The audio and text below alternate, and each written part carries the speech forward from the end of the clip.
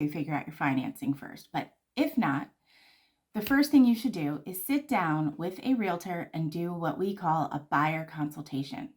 This is when you sit down with a realtor and they go over the home buying process from start to finish.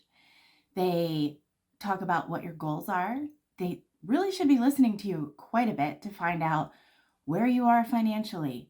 Where do you want to live? What's important to you in a house? All those types of things. They really should be listening. But at the same time, they need to be educating you on what it is like to buy a house.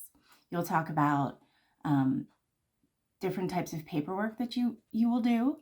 And we'll talk a little bit more about that in a minute. They will talk about perhaps different lenders that they could guide you to. As realtors, we do start to get familiar with different lenders and know who does a good job for our clients and who maybe doesn't. So we can point you in the direction of some good ones, but you can certainly feel free to use whoever you want. We'll talk about what does it mean to set up a search? What do we do for you? As far as how do we tailor your search to meet what you're looking for, your financing types, that kind of thing. We'll talk about what does it mean to go look at a house? How do we do that? We'll talk about what does it mean to write an offer? We'll get into the details of that a tiny bit, just in case you had any questions or anything like that. A lot of people wonder. And a biggie is we will go over an example of what it actually costs to buy a house. A lot of people just don't know. You know, if you haven't done it before, you really don't have a good grasp on how much it's really going to cost you to purchase a house. Buying a house can be very expensive, especially in the market that we were just in. We were in a market that highly preferred the seller.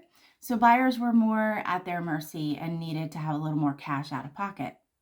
We do seem to be shifting a little bit into more, it's probably not so much a buyer's market, it's just sort of leveling out.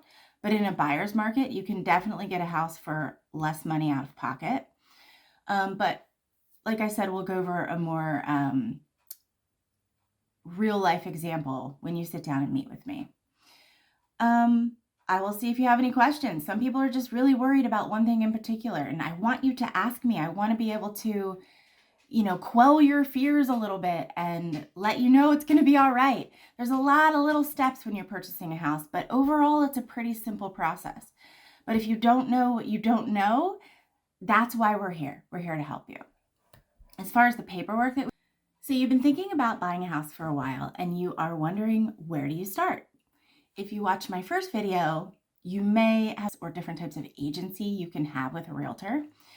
The next thing we'll go over is something called a buyer agency contract. It's essentially our employment contract. It's an agreement for me to work with you and you to work with me. We go over how I get paid. Essentially, you're hiring a professional, just as if you were going to the doctor, or going to an attorney, or going to anyone who provides you a service. Realtors do not work for free, so you may incur some costs when you are paying a buyer's agent. Things have changed a little bit recently with the way things are structured as far as paperwork. Things haven't really changed much in Pennsylvania because we're a very conservative state, and we've been doing things pretty much this way since 1999. But it's still pretty true. As of right now, end of October 2024, it's still pretty true that most sellers are willing to cover all, well, some, if not all, of your representation. And the reason for that is sellers have a little bit fewer costs when they hire a realtor to sell their house. Buyers have their down payment, their entire set of closing costs, which I talk a little bit more about in my first video on financing. And then if you have to add to pay your real estate agent on top of all that, it just ends up being a lot of money. So sometimes sellers know that buyers can't always afford all of those costs and fees. So since they, most of the time, are getting a big check for selling their home, they have a little more leeway. They have a little more cash freed up to help you pay your closing costs. During this meeting, it's also a time where I will lay out some general guidelines that I sometimes forget to tell you as we're moving through the process. I get excited when we go house shopping. So I'm not always thinking about the do's and don'ts. So I will try to remember during our buyer consultation to tell you a few things.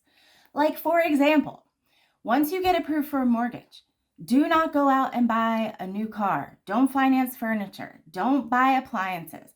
Don't make any large purchases once you are pre-approved for a mortgage. If you feel that you need to make a big purchase of some sort, reach out to your lender first and find out if it's okay. Find out, if you have fantastic credit, you don't have a lot of debt, you don't have any kind of crazy hiccups financially, your lender's probably going to say, all right, go ahead and do it. It's not going to affect you. But if you're kind of on the line or you're a little nervous about your numbers, don't go out and make any big purchases. The other one is, when you go to look at houses, be sure you are taking all of the decision makers with you.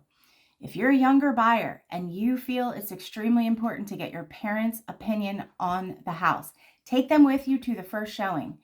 We are still teetering on a little bit of a seller's market, so you may not have the opportunity to go back for a second showing. So if you go through a house and you're like, oh my gosh, I really like it, but I got to bring my dad back first to be sure that he gives me the thumbs up, take him with you at the first showing.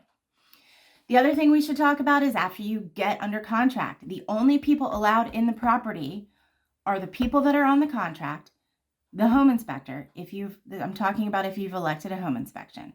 The only people allowed in the house after you are under contract are the people on the contract and your realtor and any professional you may have hired.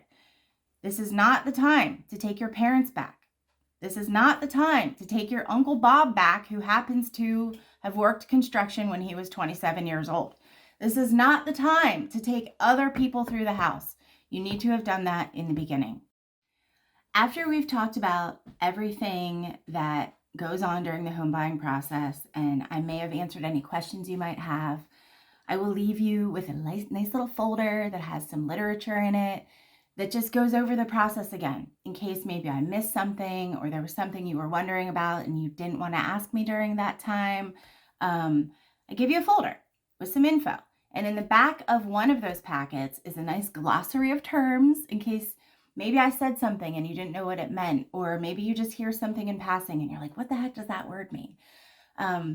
It's a really handy tool. It's just something you can hang on to during the process. I don't care if you use it to start fires once the process is done, but it's just a nice little thing that you can refer to. It goes over the whole process, has some terms in it, has some contacts for different people that I might know, has my business card in there.